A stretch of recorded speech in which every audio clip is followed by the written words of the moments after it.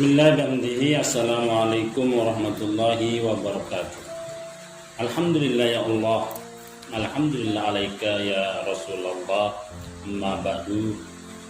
Para pemirsa, penonton channel Ruwaq Azhar yang kami hormati dan banggakan, pada siang yang cerah dan indah ini, insyaallah pada kesempatan ini saya ingin membahas tentang wisata yang sangat dianjurkan oleh Rasulullah SAW, atau bepergian atau menziarahi sesuatu yang sangat dianjurkan oleh Rasulullah SAW, yaitu hadis Rasulullah SAW yang mengatakan, la tusaddur rihalu illa ila salasati masajidah.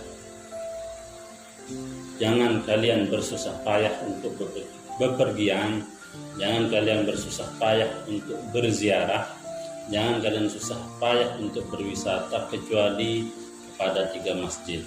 Masjidil Haram, pertama Masjid Haram, yaitu yang ada di Mekah, yang ada di negara Saudi. Yang kedua Masjidi Haza, Masjidi Haza artinya masjidku. Maksudnya di sini Rasulullah SAW mengatakan masjidku, di sini maksudnya adalah Madinah. Yang ketiga Masjidil Aqsa, la tusaddur rihal illa ila salasati masajidah, Masjidil Haram wa Masjidi Haza wa Masjidil Aqsa. Yang ketiga itu adalah Masjid Al-Aqsa yang ada di Palestina, yaitu Baitul Maqdis, namanya Masjidil Aqsa. Masjid yang 3 ini sangat dianjurkan kita untuk berjauhan, untuk musafir, untuk pergi beribadah ke tempat yang 3 ini. Kenapa? Karena masjid yang 3 ini adalah, kalau kita ibadah di Masjidil Haram misalnya, sama pahalanya dengan 100.000 rakaat di luar masjid yang 2, yaitu Masjid Madinah dan Masjid Aqsa. Begitu juga kalau kita ibadah di Madinah, di Masjid Madinah, nilainya sama dengan 1000 rakaat di ibadah di masjid yang selain disebutkan oleh Rasulullah SAW di hadis yang saya sebutkan tadi. Dan kalau kita ibadah, kalau kita sholat di Masjid Baitul Maqdis, nilainya Masjid Al-Aqsa nilainya sama dengan 500 rakaat di tempat lain, di masjid biasa selain yang Mekah, Madinah itu.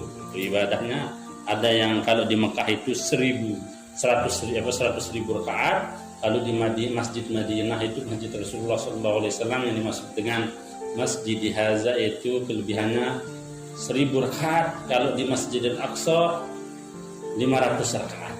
Ini menunjukkan Rasulullah SAW sangat menganjurkan kita bepergian di tempat yang jauh. Itu sangat menganjurkan kecuali kepada 3 tempat ini. Pertanyaannya, apakah masjid lain kita tidak dianjurkan? Dianjurkan, cuma Rasulullah mau menjelaskan masjid ini bahwa masjid ini sangat dianjurkan kita untuk berwisata religi, untuk beribadah di sana, karena kita bisa bertawassul bil makan.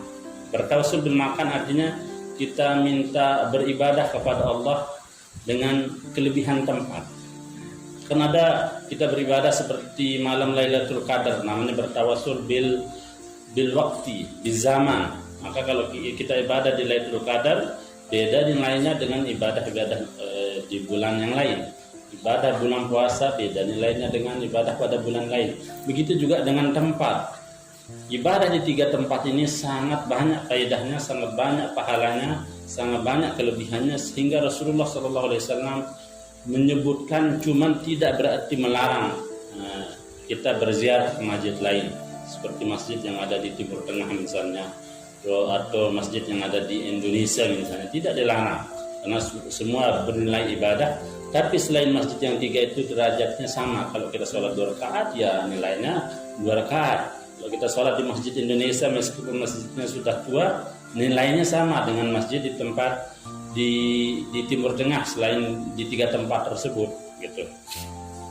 Contoh bahwa tidak kita dilarang berziarah ke masjid yang lain. Contohnya misalnya, iza mata ibnu Adam inqata amaluhu illa min salas. Apabila anak Adam meninggal, putus amalnya kecuali 3. Sedekatin jariyah, sedekatin jariyatin, yaitu sedekah jariyah, itu sampai kepada si mayit. Au ilmun yuntafa'u bih, ilmu yang bermanfaat. Ketiga, wa waladin salih yad'u lah, anak yang saleh yang mendoakan kedua keluarganya yang meninggal. Bahwa kesannya ini tiga itu sampai, yang tidak lain tidak sampai. Tidak mau menjelaskan bahwa tiga ini sampai bukan berarti bacaan Al-Quran atau doa orang lain tidak sampai kepada yang meninggal. Mau fokus hadis Rasulullah menjelaskan yang tiga ini sampai, bukan berarti yang lain tidak sampai. Contoh misalnya firman Allah yang mengatakan, wa ma Muhammadun illa rasulun, Muhammad itu tidak lain kecuali seorang rasul. Apakah ada selain rasul selain Rasulullah? Tentu ada.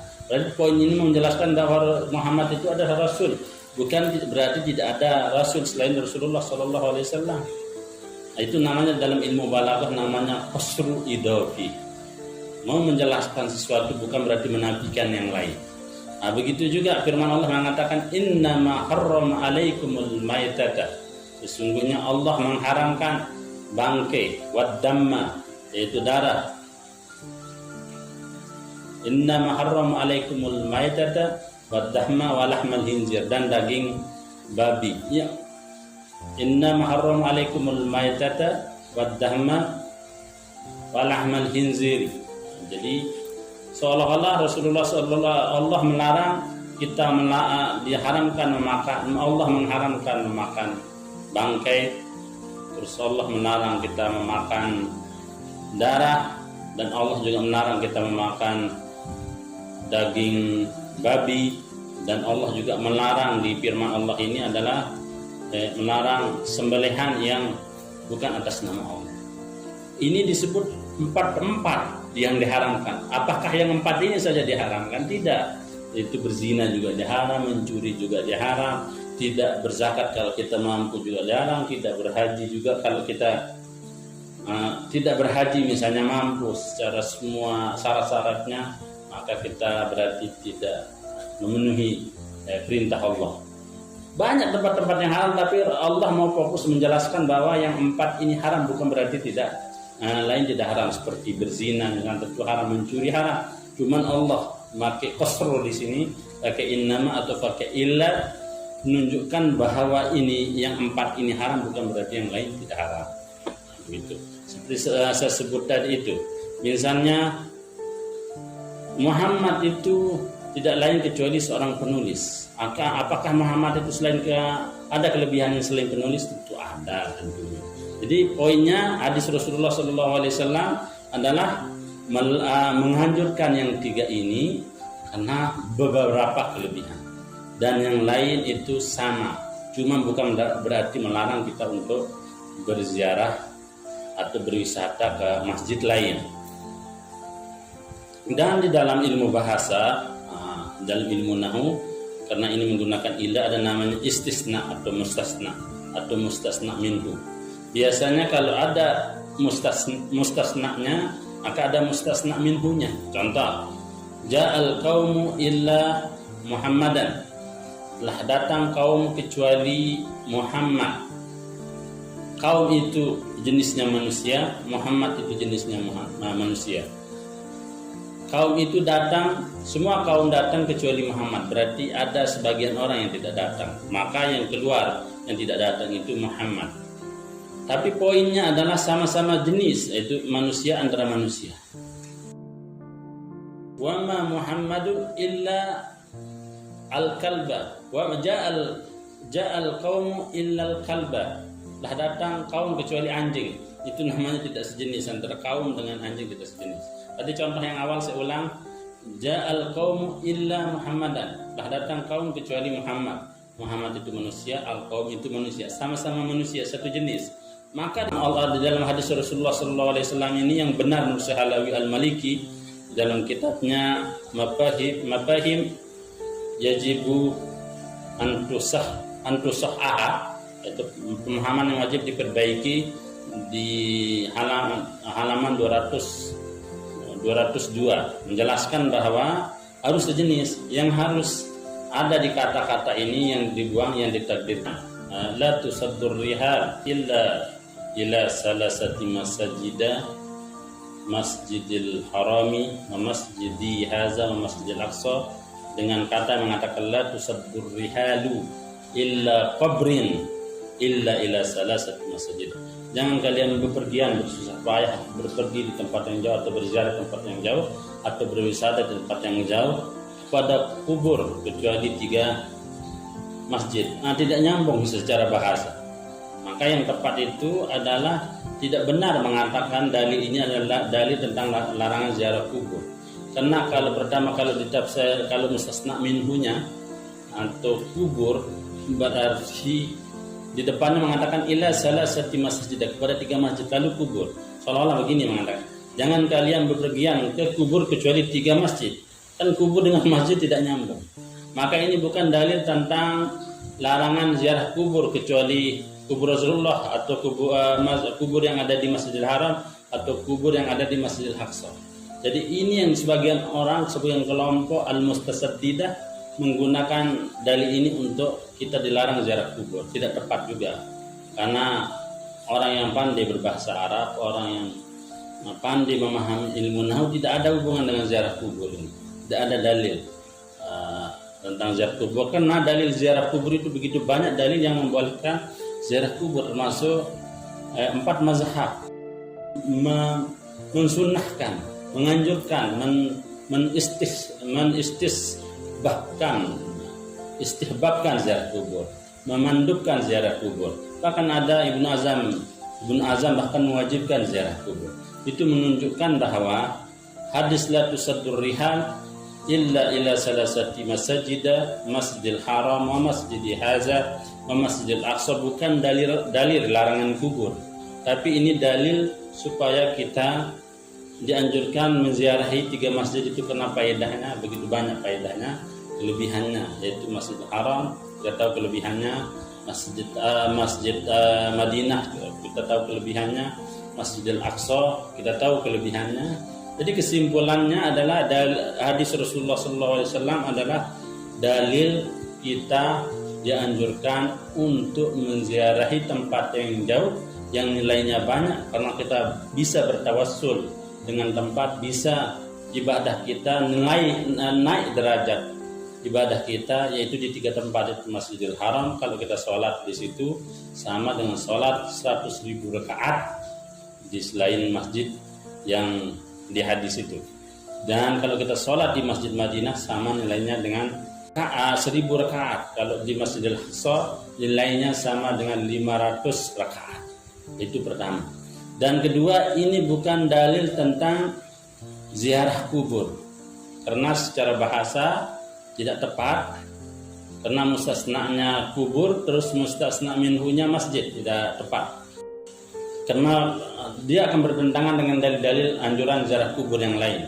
Gak ada yang menafikan dalil-dalil ziarah kubur. Kuntu nahaitukum an ziyaratul kubur wa zuruha. Saya pernah melarang ziarah kubur lalu saya menganjurkannya. Atau masih banyak dalil-dalil yang lain yang kita dianjurkan untuk menziarah kubur. Jadi tidak tepat diartikan kubrin mustasna minhunya. Kalau diartikan makan juga terlalu umum dan tidak sejenis menurut bahasa tadi. Antara mustasna dan mustasnanya minhunya tidak sejenis. Antara makan dengan masjid itu tidak sejenis. Maka contoh, ja'al qaumu illa Muhammadan, telah datang kaum kecuali Muhammad. Antara kaum dan Muhammad itu sejenis, maka pas mustasna dan mustasna minhunya namanya muttasir, bersambung. Tidak mustasna munqati'.